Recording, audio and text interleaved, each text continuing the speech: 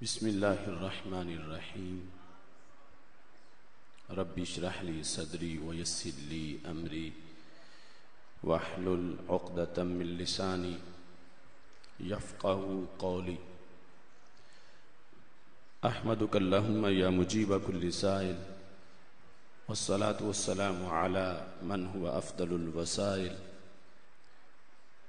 وعلى آلہ واصحابہ ذوی الفضائل اما بعد فاعوذ باللہ من الشیطان الرجیم بسم اللہ الرحمن الرحیم محمد رسول اللہ صدق اللہ العظیم وصدق رسولہ النبی الکریم الامین ان اللہ وملائکتہ یصلون علی النبی یا ایہا الذین آمنوا صلوا علیہ وسلموا تسلیما الصلاة والسلام علیک یا سیدی یا رسول اللہ وعلی آلک واصحابک یا حبیب اللہ۔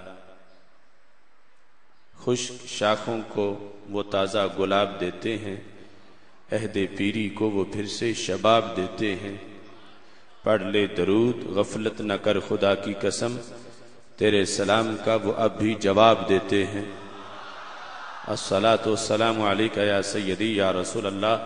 وعلی آلک واصحابک یا حبیب اللہ۔ مولا صلی وسلم دائما ابدا علی حبیبک خیر الخلق کلہم منزہ عن شریک فی محاسنہ فجوہر الحسن فیہ غیر منقاسم۔ محمد تاج رسل اللہ قاطبۃ محمد صادق الاقوال والکلم محمد ذکرہ روح لانفسنا محمد شکرہ فرد علی الامم۔ رب صلی وسلم دائما ابدا علی حبیبک خیر الخلق کلہم۔ اللہ تبارک و تعالی جل جلالہ وعم نوالہ واتم برہانہ وعظم شانہ وجل ذکرہ وعز اسمہ کی حمد و ثنا، اور حضور سرور کائنات مفخر موجودات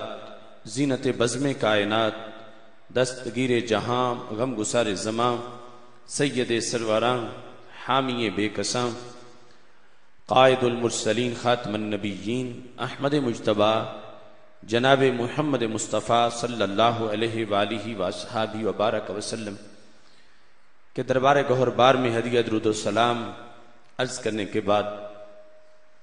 جلوہ اعلی مسند صدارت عالمی مبلغ اسلام پروردہ آغوش ولایت حضرت قبلہ عالم پیر سید محمد عظمت علی شاہ صاحب بخاری المعروف چنجی سرکار سجادہ نشین آستانہ عالیہ مقدسہ حضرت کیلاں والا شریف رن کے محفل استاذ العلماء حضرت علامہ صاحبزادہ محمد خالد کیلانی صاحب زید مجدہ، استاذ العلماء حضرت علامہ مفتی محمد اکرام اللہ کیلانی صاحب حافظہ اللہ تعالی، حضرت صاحبزادہ مولانا محمد انعام اللہ کیلانی صاحب زید مجدہ، فضیلت الشیخ حضرت شیخ محمد عمر سلیم الحسینی صاحب، وارثان منبر و محراب ارباب فکر و دانش، نہایت ہی معزز و محتشم سامعین حضرات، رب ذوالجلال کے فضل اور توفیق سے پاکستان کی عظیم دینی درسگاہ جامعہ مدینۃ العلم کے سالانہ جلسہ دستار فضیلت اور ختم بخاری شریف کے اجتماع میں ہم سب کو شرکت کی سعادت حاصل ہو رہی ہے۔ اللہ تعالیٰ کے فضل و کرم سے ہمارے استاذ محترم استاذ الکل بحر العلوم حضرت علامہ مولانا محمد نواز کیلانی رحمہ اللہ تعالی کہ اس عظیم مرکز میں بڑی ترقی کے ساتھ ہر لحاظ سے پیش قدمی ہو رہی ہے، آپ نے اپنی آنکھوں کے سامنے وہ حسین منظر دیکھا کہ جامعہ کے دورہ حدیث سے، شعبہ تکمیل سے اور شعبہ تخصص سے اور تحفیظ و تجوید سے جن عظیم علماء کرام اور حفاظ کرام نے فراغت حاصل کی ہے، ان کے سروں پہ دستار فضیلت سجائی گئی اور بڑا ہی پر نور اور پر لطف پروگرام آپ حضرات نے سماعت کیا۔ اور جس طرح عربی زبان کے اندر سلسلہ کلام ہمیں یہاں نظر آ رہا تھا، میرا بھی دل کر رہا تھا کہ میں بھی آپ کے سامنے عربی میں ہی گفتگو کر دوں۔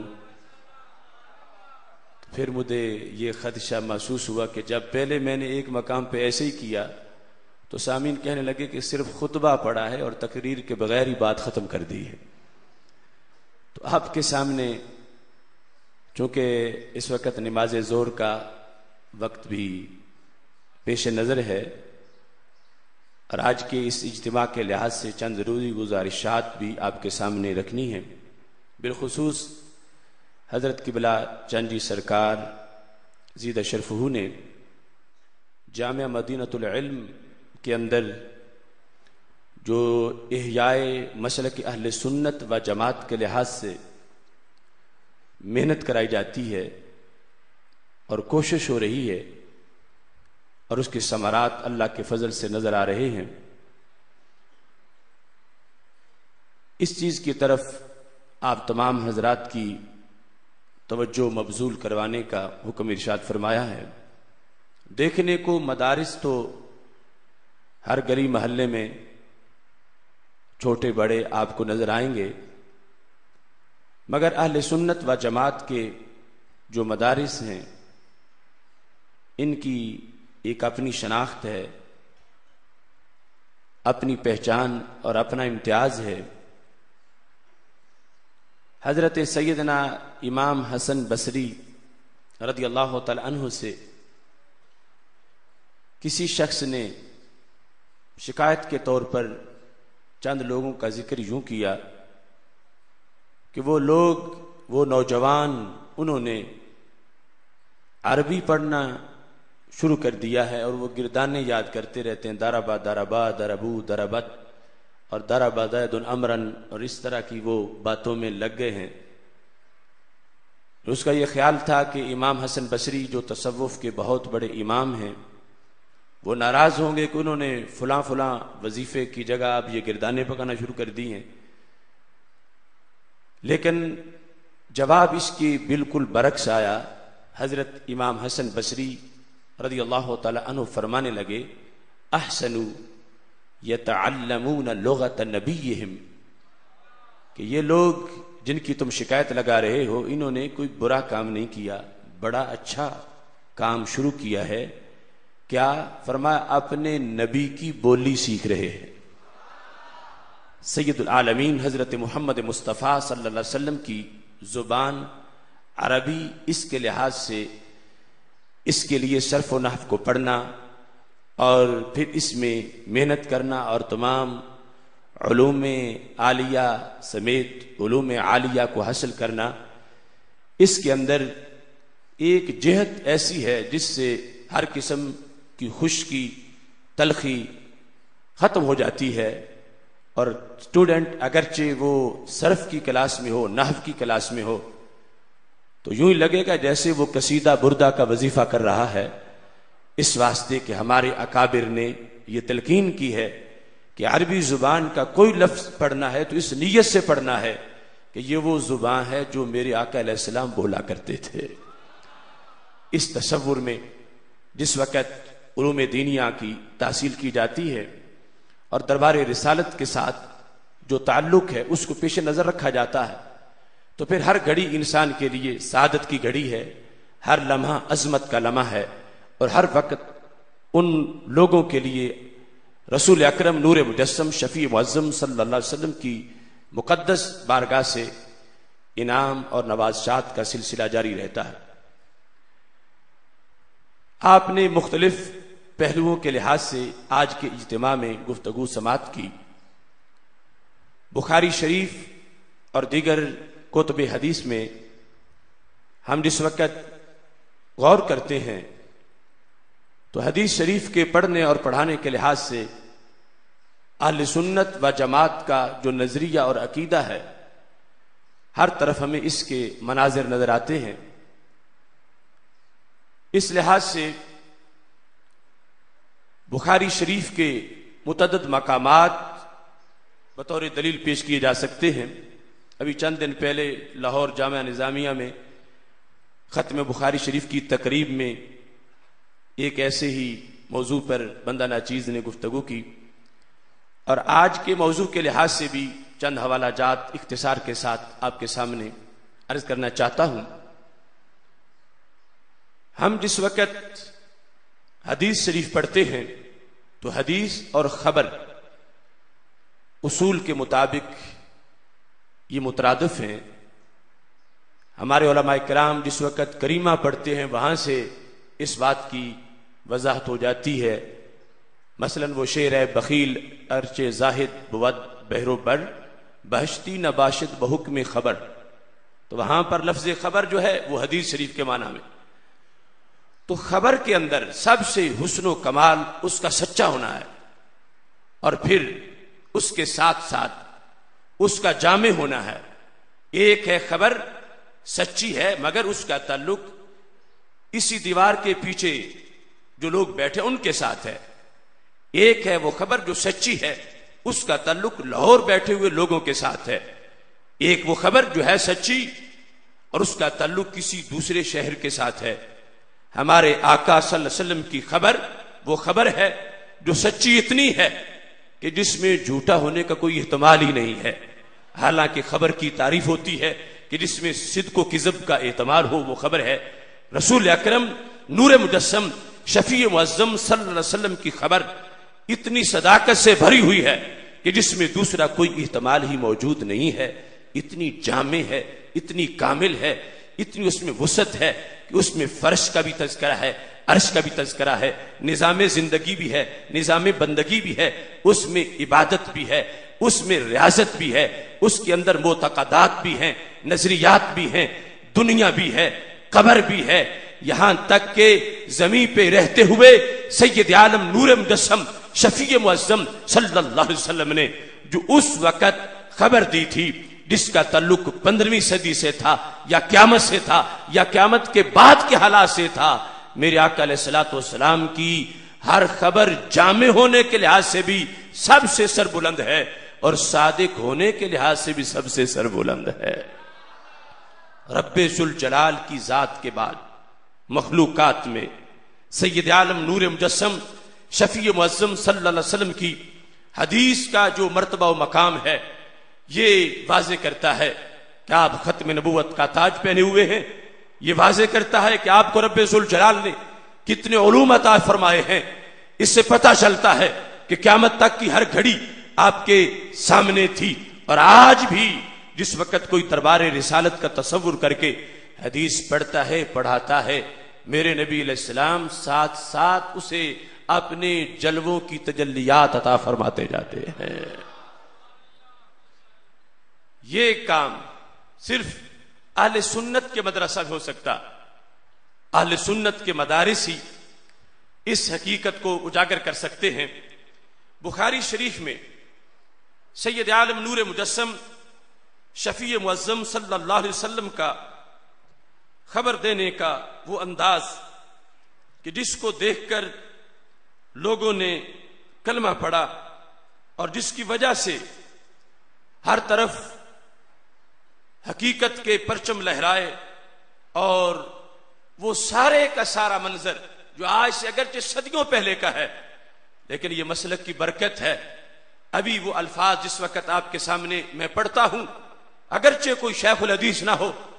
اگرچہ کوئی پیر طریقت یا عالم شریعت نہ ہو،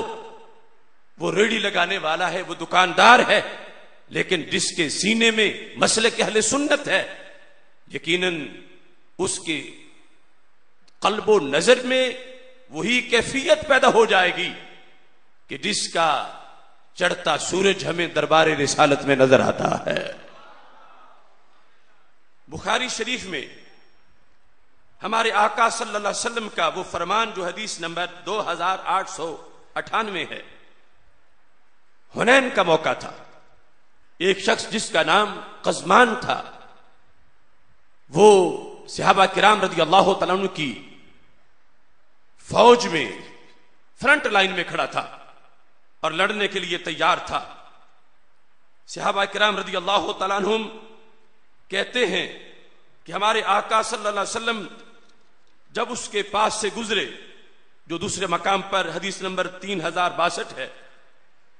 میرے آقا علیہ الصلوۃ والسلام نے ارشاد فرمایا لرجل ممن يدعي الاسلام، اس کا دعویٰ اسلام کا تھا اور کفار کے ساتھ لڑنے کے لیے پر تول رہا تھا، تو محبوب علیہ الصلوۃ والسلام فرماتے ہیں ھذا من اہل النار، یہ بندہ جہنمی ہے۔ آج لوگ جہاد کو اپنے برحق ہونے کی دلیل قرار دیتے ہیں، اور یہ فیصلہ تو کافی پہلے کا ہو چکا کہ زبان رسالت نے ایک جہادی کو فسادی ہی قرار نہیں دیا بلکہ جہنمی بھی قرار دیا۔ دیکھتے ہی فرمایا یہ بندہ جہنمی ہے۔ جب جنگ ہوئی تو بظاہر منظر بالکل اس کے برعکس تھا۔ صحابہ کہتے ہیں رجل لا یدع لهم شاذ ولا فاز الا اتبعها يضربها بسيفه، کہ ایسا انسان تھا جو بھی اس کے ہتھے چڑھتا تھا کافروں میں سے وہ اس کا سر اتارتا تھا، کسی کو چھوڑ ہی نہیں رہا تھا، اتنی بہادری کے ساتھ وہ لڑ رہا تھا، یہاں تک کہ لڑتے لڑتے اس کے بارے میں یہ تبصرہ بھی لوگوں نے کیا ما اجزا من اليوم احد کما اجزا فلان، آج مین آف میچ تو یہ شخص ہے، جتنا اس نے کافروں کو مارا ہے اور اسلام کی سربلندی کے لیے بظاہر کام کیا ہے، اتنا اور کسی نے کام نہیں کیا۔ چلتے چلتے بات یہاں تک پہنچی کہ میرے آقا صلی اللہ علیہ وسلم کے سامنے بھی لوگوں نے تذکرہ کیا کہ جس کے بارے میں آپ نے فرمایا تھا وہ جہنمی ہے، اس نے تو بڑا ہی جہاد کیا اور بڑے کافر مارے ہیں۔ ہمارے آقا علیہ الصلوۃ والسلام نے یہ بات سنی تو اپنا فیصلہ تبدیل نہیں کیا بلکہ فرمانے لگے سنو میرے صحابہ، یہ جس کی تم بات کر رہے ہو اما انہ من اہل النار، یاد رکھو یہ بندہ جہنمی ہے۔ پھر خبر پہنچی وہ زخمی ہو گیا ہے، پھر وہ خبر پہنچی کہ وہ زخموں کی تاب نہ لاتے ہوئے چل بسا ہے۔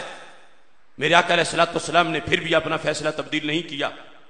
بلکہ یہاں تک ارشاد فرمایا الی النار، سیدھا جہنم میں پہنچ گیا ہے۔ اب بظاہر حالات ایسے تھے کاد بعض الناس ان یرتابا، قریب تھا کہ کچھ لوگوں کو شک ہو جائے سرکار دو عالم صلی اللہ علیہ وسلم کے فرمان کے بارے میں کہ ایک بندہ گھر نہیں بیٹھا، کفر کے مقابلے میں سینہ تان کے آیا، پھر لڑا، اس نے کافر مارے، کافروں کے ہاتھوں زخمی بھی ہوا اور پھر دنیا سے چل بسا، اور سرکار فرماتا ہے یہ دوزخی بندہ ہے۔ ابھی شک ہوا کسی کو نہیں، قریب تھا کہ شک ہو جاتا۔ اتنے میں ایک شخص دور سے دوڑتا ہوا آ گیا، اس نے سید عالم نور مجسم شفیع معظم صلی اللہ علیہ وسلم کے پاس آ کر ایک نعرہ لگایا۔ حدیث کے الفاظ ہیں فخرج الرجل الى رسول اللہ صلی اللہ علیہ وسلم فقال اشہد انک رسول اللہ صلی اللہ علیہ وسلم۔ دور سے ایک شخص آیا کہتا ہے میں یہ گواہی دیتا ہوں آپ اللہ کے رسول صلی اللہ علیہ وسلم ہیں۔ اب یہ جنگ کا موقع، اس بندے کا مر جانا، میرے آقا علیہ الصلوۃ والسلام کا اسے پھر جہنمی قرار دینا، اس پس منظر میں جب آ کر ایک شخص نے نعرہ رسالت لگایا تو میرے نبی علیہ الصلوۃ والسلام نے فرمایا وما ذاک، اب اس نعرے کا پس منظر کیا ہے؟ تم تو ویسے ہی مجھے رسول مانتے ہو، اب اس کا اس واقعہ کے ساتھ کیا تعلق ہے کہ ایک شخص مسلم امہ میں کھڑا تھا، جہاد کے لیے تیار تھا، بظاہر اس نے جہاد کیا، کافروں کو مارا، زخمی ہوا اور دنیا سے چل بسا۔ لوگوں نے کہا کہ اس نے اسلام کے لیے بہت بڑی خدمت کی، سرکار نے فرمایا سیدھا جہنم میں گیا۔ قریب تھا کہ کچھ لوگوں کو سرکار کی خبر پر شک ہو جاتا۔ اتنے میں ایک صحابی کہتے ہیں اشہد انک رسول اللہ صلی اللہ علیہ وسلم، میں یہ گواہی دیتا ہوں آپ اللہ کے رسول صلی اللہ علیہ وسلم ہیں۔ تو میرے نبی علیہ السلام نے ارشاد فرمایا وما ذاک، اس نعرہ رسالت کا سبب کیا ہے؟ اب آ کے نعرہ رسالت کیوں لگا رہے ہو؟ قال الرجل الذي ذکرت آنفا انہ من اہل النار، محبوب میں نے نعرہ رسالت اس لیے لگایا ہے کہ آپ نے جو غیب کی خبر دی تھی میں نے آنکھوں سے سچی ہوتی دیکھی ہے۔ آپ نے ارشاد فرمایا تھا اس کے بارے میں کہ وہ جہنمی ہے۔ فعازم الناس ذالک، لوگوں نے اس کو بظاہر عجیب سمجھا، مانا سب نے تعجب تھا، منافق ہوتا تو گھر بیٹھتا، وہ تو جہاد پہ نہیں آتا، یہ جہاد پہ آیا ہے، پھر خیال کے چھپ جائے گا، وہ چھپا بھی نہیں، وہ لڑا ہے اور اس نے کافر مارے ہیں اور وہ کافروں کے ہاتھوں زخمی بھی ہوا ہے۔ تو یہ صحابی کہتے ہیں یا رسول اللہ صلی اللہ علیہ وسلم فقلت انا لکم بہ فخرجت فی طلبہ، میں نے دوستوں سے کہا تھا کہ میں ساری ڈائری تمہیں پہنچاتا ہوں کہ ہوتا کیا ہے، چونکہ زبان رسالت سے معاذ اللہ جھوٹ تو نکل ہی نہیں سکتا، خبر دیتے ہیں مستقبل کی، جو بھی سچی خبر دیتے ہیں۔ تو کہا یا رسول اللہ صلی اللہ علیہ وسلم میں اس کے ساتھ رہا ہوں جو رہا جرحن شدیدہ، اس میں کوئی شک نہیں ہے کہ وہ لڑا ہے، اس نے کافر مارے ہیں اور وہ کافر کے ہاتھوں زخمی بھی ہوا ہے۔ محبوب منافق تھا وہ پکا، اس نے چھپنے کی حد کی ہے، مگر تمہاری آنکھ نے دیکھنے کا کمال کر دیا ہے۔ منافقت پر اس نے جہاد کا کور چڑھایا تھا مگر چھپ نہیں سکا۔ کیسے؟ پہلے لڑتا رہا کہ جب میٹنگ ہوگی تو میں کہوں گا کہ مجھے منافق کوئی نہ کہے، میں تو حنین میں جہاد کر کے آیا ہوں، مگر جب زخم لگے تو عشق کا زخم اور ہوتا ہے اور منافقت کا زخم اور ہوتا ہے۔ اب زخم اس سے برداشت نہ ہو سکا۔ صحابی کہتے ہیں ففادا نسل سیفی فی الارض وذبابہ بین ثدیہ، اس نے تلوار نیچے رکھی اور تیز حصہ تلوار کا اوپر رکھا، اوپر اپنا سینہ رکھا اور اپنے آپ کو تلوار پر ڈال کر بوجھ ڈال کے اس نے خودکشی کی۔ صحابی کہتے ہیں یا رسول اللہ صلی اللہ علیہ وسلم میں نے جو دوڑ کے آ کے نعرہ رسالت لگایا ہے اس کا سبب یہ بنا ہے کہ لوگوں کو سمجھ اگرچہ نہیں آ رہی تھی، یقین سب کا تھا کہ آپ کی خبر سچی ہے، میں نے چونکہ اپنی آنکھوں سے اس کی خبر کی صداقت دیکھی ہے، آپ کی خبر کی صداقت کو دیکھ کر اس کا جو حشر تھا وہ خودکشی کر کے حرام کی موت مر رہا تھا، آپ کے علم غیب کو سلام کرتے ہوئے میں نے دربار رسالت میں نعرہ رسالت لگا دیا ہے۔ جس وقت میرے آقا علیہ الصلوۃ والسلام نے یہ نعرہ سنا تو محبوب علیہ الصلوۃ والسلام کی زبان پر کیا تھا؟ سرکار فرماتے ہیں اللہ اکبر اشہد انی عبد اللہ ورسولہ۔ سرکار نے خود نعرہ لگایا، اللہ اکبر کہا اور ساتھ میں بھی گواہی دیتا ہوں کہ میں اللہ کا رسول صلی اللہ علیہ وسلم ہوں اور عبد خاص ہوں۔ اب یہ بخاری شریف کے اندر جس منظر کا ذکر ہو رہا ہے، اگر آج اس کی صداقت پر کھلے چہرے جامعۃ المدینہ العلم کے اندر، جامعہ مدینہ العلم کے یہ شیوخ اور مجمع میں بیٹھے لوگ اس ایک ایک لفظ پر سبحان اللہ کہہ رہے ہیں اور خوش ہو رہے ہیں تو پتہ چلا جو صداقت حنین میں نظر آ رہی تھی وہی صداقت مدینہ العلم میں بھی نظر آ رہی ہے۔ اللہ اکبر اشہد انی عبد اللہ ورسولہ، میں یہ گواہی دیتا ہوں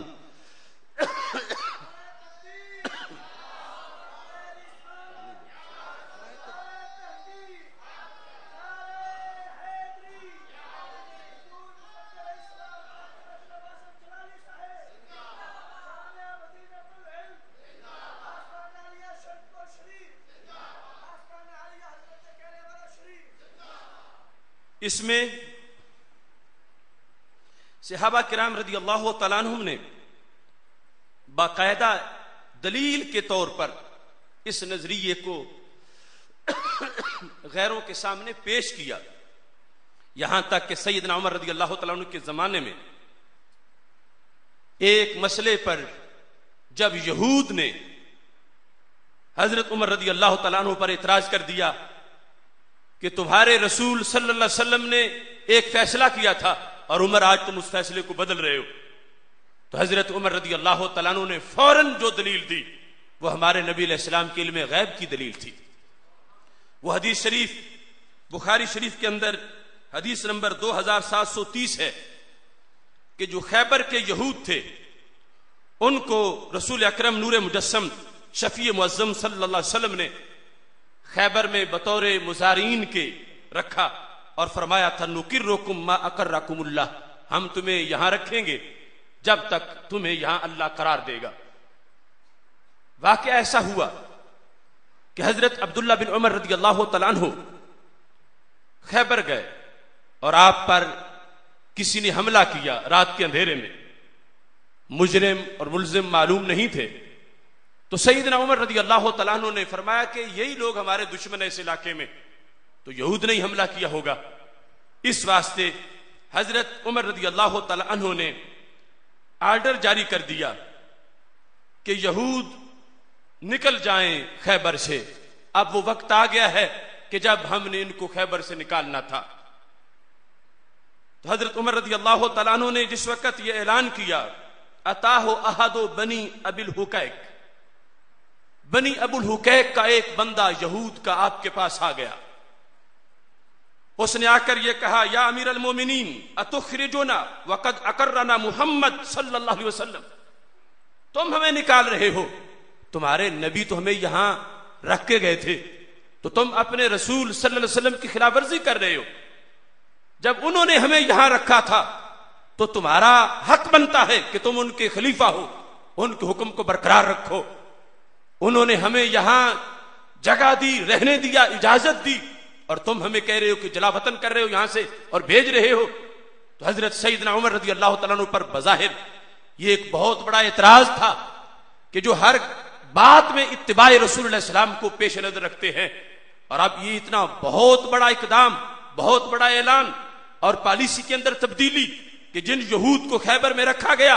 ان یہود کے خلاف حضرت عمر رضی اللہ تعالیٰ عنہ نکلنے کا آرڈر جاری کر رہے ہیں، اور یہود مقابلے میں آ کر ہمارے نبی علیہ السلام کا فیصلہ پیش کر رہے ہیں کہ تم دیکھو امیر المومنین ہو کے اپنے نبی علیہ السلام کے فیصلے کے خلاف تم ہمیں یہاں سے جلا وطن کر رہے ہو۔ تو حضرت سیدنا فاروق اعظم رضی اللہ تعالیٰ عنہ نے جس وقت یہود کے نمائندے کی یہ بات سنی تو فوراً ترکی و ترکی جواب دیتے ہوئے اگلے لمحے میں جو آپ نے دلیل پیش کی وہ دلیل صرف آج سنی زبان ہی پیش کر سکتی ہے۔ جن کا یہ نظریہ ہو اللہ کے نبی علیہ السلام کو کل کی خبر نہیں یا دیوار کے پیچھے کا پتہ نہیں، وہ کبھی بھی یہ دلیل پیش نہیں کر سکتا جو دلیل سیدنا عمر بن خطاب رضی اللہ تعالیٰ عنہ نے بحیثیت امیر المومنین یہود کے مقابلے میں پیش فرما دی۔ آپ نے اس یہودی کے سامنے یہ لفظ بولے، کہنے لگے اظننت انی نسیت قول رسول اللہ صلی اللہ علیہ وسلم، کیا تم یہ گمان کرتے ہو کہ مجھے اپنے نبی علیہ السلام کا وہ فرمان بھول گیا ہے جس میں میرے آقا علیہ السلام نے اس وقت آج کے دن کی خبر دی تھی، کیف بک اذا اخرجت من خیبر تعدو بک قلوسک لیلۃ بعد لیلۃ، فرمایا یہود کے سردار تم یہ سمجھتے ہو کہ میں اپنے نبی علیہ السلام کا فرمان بھول گیا ہوں؟ نہیں، میں نہیں بھولا، یاد کر تیرے سامنے بات ہوئی تھی، میرے آقا علیہ السلام نے تیرا نام لے کر کہا تھا کیف بک، اس وقت تمہاری کیا حالت ہوگی جب تمہاری اونٹنیاں تمہیں لے کے خیبر سے نکلیں گی اور رات بعد رات مسلسل سفر کرتے ہوئے تجھے خیبر سے کہیں دور لے جائیں گی۔ کہا تم آج میرے سامنے اعتراض کر کے کہ میں اپنے نبی کی مخالفت کر رہا ہوں، تم جھوٹ بول رہے ہو، میں مخالفت نہیں کر رہا، میں وہ فیصلہ کر رہا ہوں جو فیصلہ سرکار نے علم غیب کی روشنی میں اسی دن بیان فرما دیا تھا۔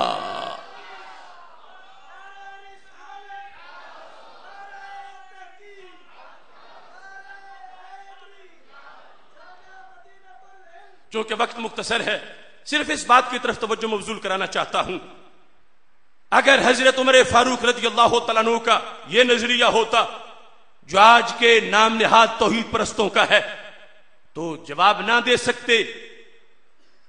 بنی ابی الحقائق کو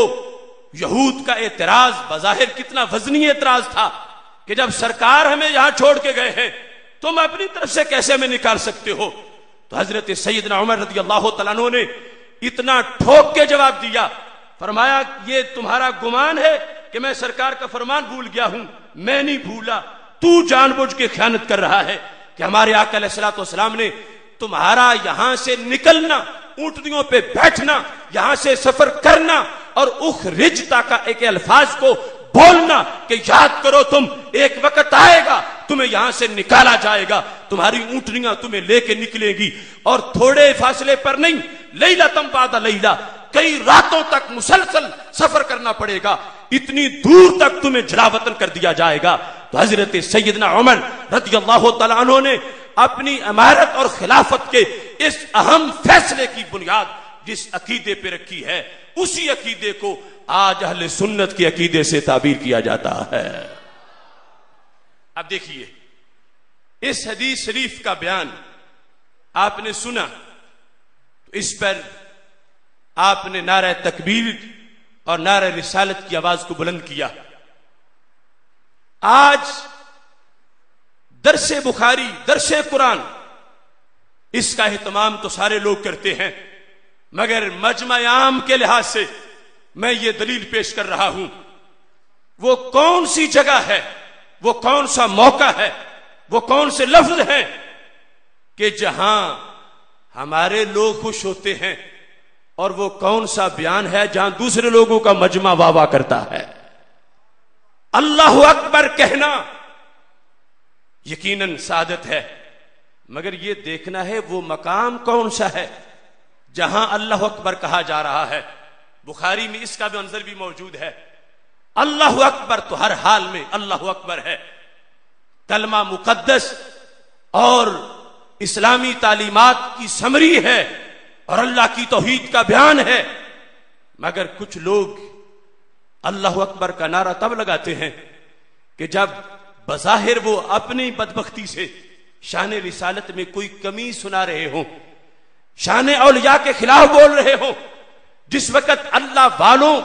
کی بھی حرمتی کر رہے ہوں، تو پھر ان کے مجمع میں اللہ اکبر کی صدا بلند ہوتی ہے۔ یہ جامعہ مدینۃ العلم کی آفاق گواہ ہیں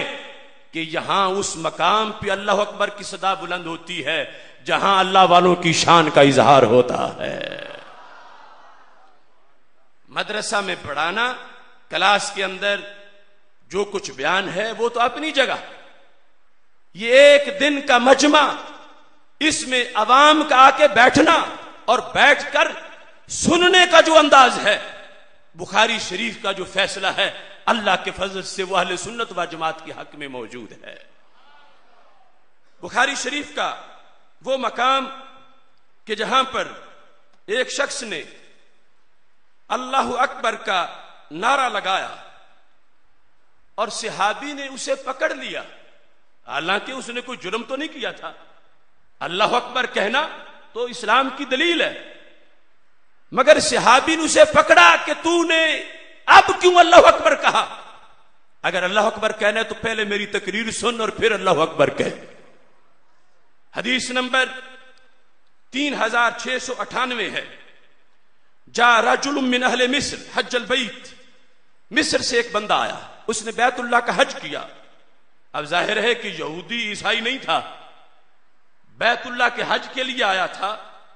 فرآ قوما جلوسا، اس نے دیکھا کہ لوگ بیٹھے ہوئے ہیں۔ فقال من هؤلاء القوم، پوچھا یہ کون لوگ ہیں؟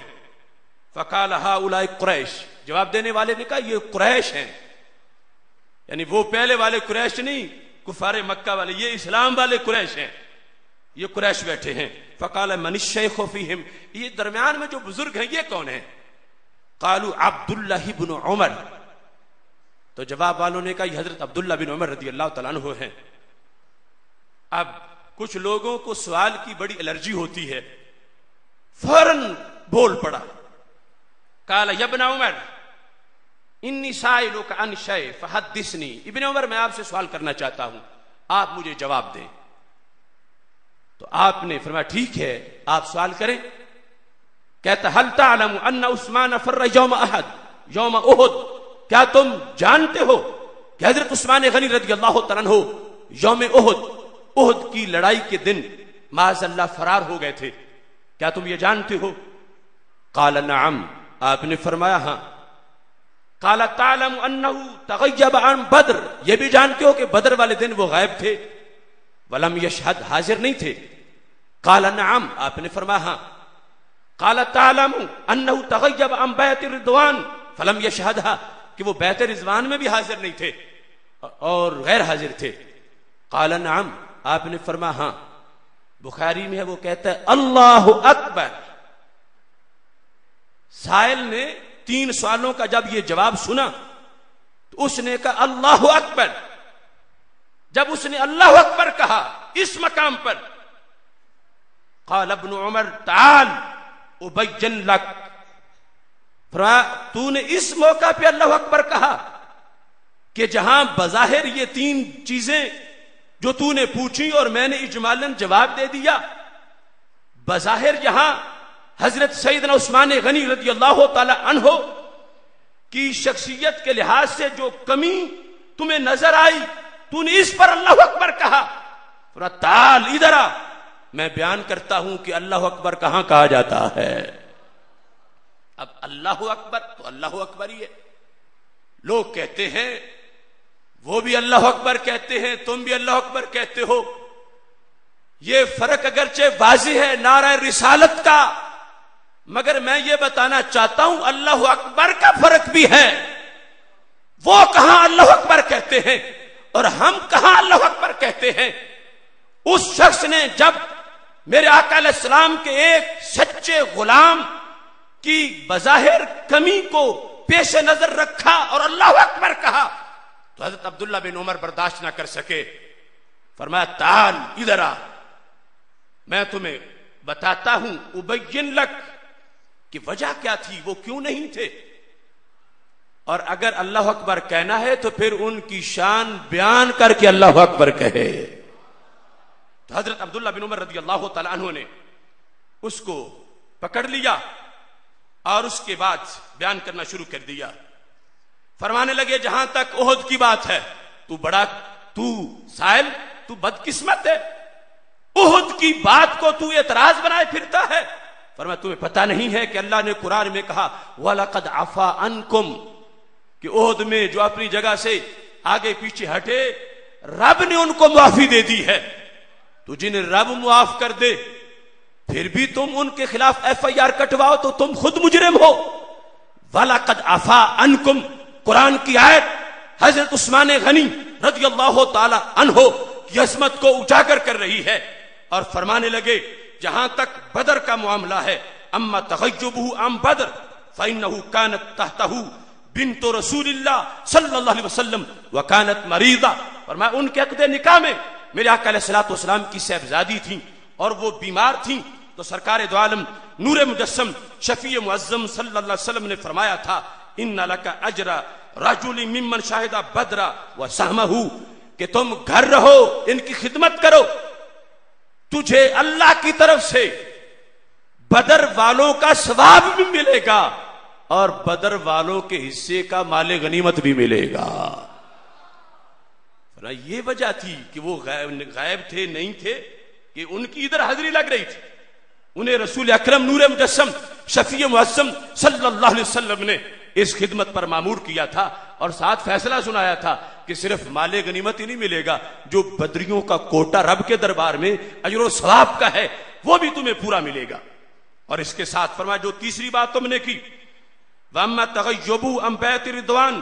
فَلَوْ كَانَ أَحَدٌ أَعَزَّ بِمَتْنِ مَكَّةَ مِنْ عثمان لَبَعَثَهُ مَكَانَهُ. یہ شان ہے حضرت عثمان غنی رضی اللہ تعالیٰ عنہ کی، اگر ان سے بڑھ کر مکہ شریف میں کسی کے اثرات ہوتے تو نبی علیہ السلام مذاکرات کے لیے اس شخص کو بھیجتے. جب سرکار نے ان کو منتخب کیا ہے کہ جا کر مکہ شریف میں مذاکرات کریں کہ ان کا وہاں پر اثر زیادہ ہے، رعب زیادہ ہے، تو فرمایا یہ تو ان کی شان ہے کہ وہ پہنچے مکہ شریف میں اور ادھر ید اللہ فوق ایدیہم کا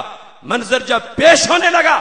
تو ید اللہ والا ہاتھ اپنے ہاتھ پہ رکھ کر میرے نبی علیہ الصلوۃ والسلام نے اعلان کر دیا کہ یہ عثمان غنی کی طرف سے بیعت کی جا رہی ہے.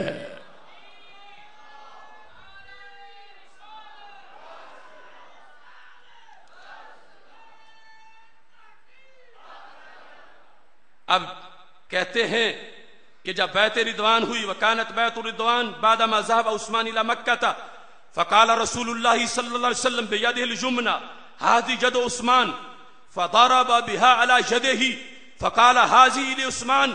فرمایا یہ مرتبہ دیکھو حضرت عثمان غنی رضی اللہ تعالی عنہ کا کہ انہیں رسول اکرم نور مجسم شفیع معظم صلی اللہ علیہ وسلم نے مکہ شریف میں بھیج کر بھی انہیں باقاعدہ وہاں پر حاضر قرار دیا. تو یہ تینوں جواب دینے کے بعد پہلے اس کا اختصار کے ساتھ نام کے ساتھ جو جواب دیا اس نے نعرہ لگایا. ابن عمر سمجھ گئے کہ بندہ رافضی ہے، بندہ دل سے مریض ہے. اب حضرت عثمان غنی رضی اللہ تعالیٰ عنہ کا مرتبہ و مقام اجاگر کرنا لازم ہو گیا ہے. تو حضرت عبداللہ بن عمر رضی اللہ تعالیٰ عنہ نے یہ تینوں جواب دینے کے بعد فرمایا اذهب بها الان معک، یہ ساتھ لے جا اپنے اور مصر چلا جا. وہاں جا کے یہ بک بک نہ کرنا کہ میں عبداللہ بن عمر کو بھی دیکھ آیا ہوں، وہ بھی میرے حامی ہیں اور ان کے دل میں بھی بغض عثمان ہے. فرمایا ہرگز نہیں، تو نے جو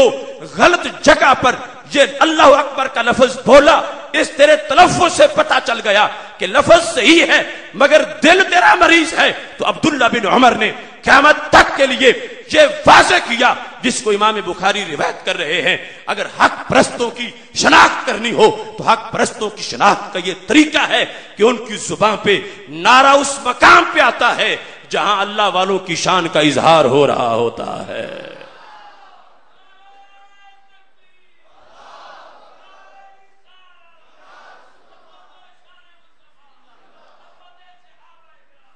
اس لیے میرے بھائیوں وہ ہو بہو صفہ کا مذہب، صفہ کا مسلک آج اہل سنت و جماعت کے اندر موجود ہے. اور اس میں فرق باریک کتنا ہے. اب اللہ اکبر سے بڑی تو کوئی چیز نہیں ہے، اللہ اکبر سب سے اکبر ہے، مگر پتہ چلا کہ یہ لفظ بھی کبھی سچے بولتے ہیں اور کبھی اس سچے لفظ کو جھوٹے بھی بولتے ہیں. اور امتیاز کیا ہے کہ سچے وہاں بولتے ہیں جہاں سچوں کی شان بلند ہوتی ہے اور اس کا تذکرہ ہوتا ہے، اور جھوٹے وہاں بولنا شروع کر دیتے ہیں کہ جہاں سچوں کی شان پہ اعتراض ہو رہا ہوتا ہے. چیک کر لو، ایک ایک مجمع، ایک ایک جلسہ، ایک ایک کانفرنس، ایک ایک ختم بخاری کی تقریب، رب کعبہ کی قسم جو عزم صحابہ کا تھا اور جو نظریہ تابعین کا تھا، اللہ کے فضل سے وہی نظریہ آج بھی اہل سنت کے سینوں میں نظر آ رہا ہے. اس واسطے میں تو ببانگ دہل کہتا ہوں بحمد اللہ ملا حق سے عقیدہ اہل سنت کا، پڑھا ہے قدسیوں نے بھی قصیدہ اہل سنت کا، زمین ہے اہل سنت کی، زمانہ اہل سنت کا، بنایا رب نے جنت میں ٹھکانہ اہل سنت کا. کسی کی ایڈ کی جانب نہیں اٹھتی نظر اپنی، خدا نے بھر دیا اتنا خزانہ اہل سنت کا. زبان مصطفیٰ سے یہ ملا ہم کو لقب واضح، عطائے مصطفیٰ ہے آب و دانہ اہل سنت کا. اٹھو منزل ملے گی تو مزے کی نیند سو لیں گے، کرو اب کام تھوڑا سا روزانہ اہل سنت کا. سنو فکر رضا میں ہی بقا ہے آج بھی اپنی، کوئی تجھ کو نہ بھٹکائے بیگانہ اہل سنت کا. اب صحابہ کرام رضی اللہ تعالیٰ عنہم سے جو یہ انداز ملا، یہ انداز اصل میں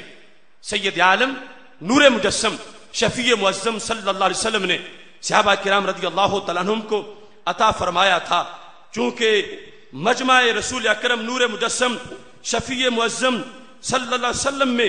جس وقت ہمارے آقا اس حقیقت کو بیان کرتے ہیں تو اس میں بھی یہی اعلان ہوتا ہے اور اسی عظمت کا اظہار ہوتا ہے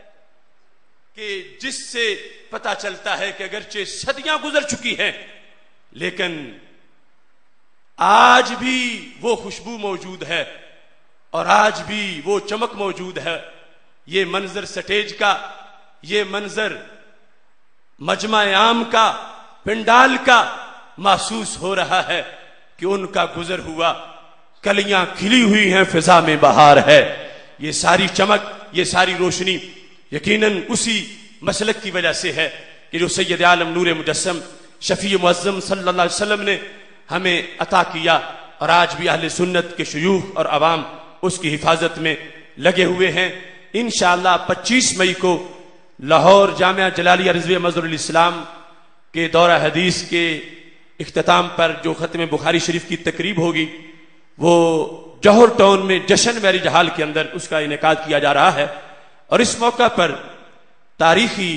نبوت مصطفیٰ صلی اللہ علیہ وسلم سیمینار کا انعقاد کیا جا رہا ہے کہ ہم اہل سنت و جماعت کا جو عقیدہ ہے کہ ہمارے آقا صلی اللہ علیہ وسلم عالم ارواح میں بھی نبی تھے، بوقت ولادت بھی نبی تھے، اور اعلان نبوت سے پہلے بھی نبی تھے اور آج بھی نبی ہیں. اس نبوت مصطفیٰ صلی اللہ علیہ وسلم کے موضوع پر تفصیلاً انشاءاللہ مقالہ پیش کیا جائے گا. اور آپ جانتے ہیں کہ غازی ممتاز حسین قادری کی رہائی کے لیے پاکستان کی اہل سنت و جماعت کی جو مقتدر تنظیمات ہیں ان پر مشتمل تحریک رہائی ممتاز حسین قادری وجود میں آ چکی ہے. کل لاہور میں پریس کلب میں پریس کانفرنس تھی اور 22 جون کا اعلان آپ نے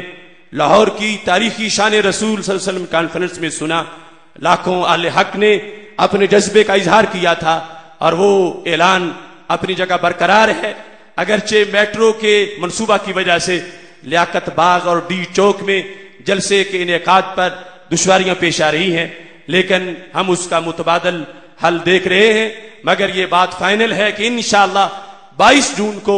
راولپنڈی کی سرزمین پر تاریخی ممتاز حسین قادری رہائی کانفرنس کا انعقاد کیا جائے گا اور 20 جون کو ملک بھر میں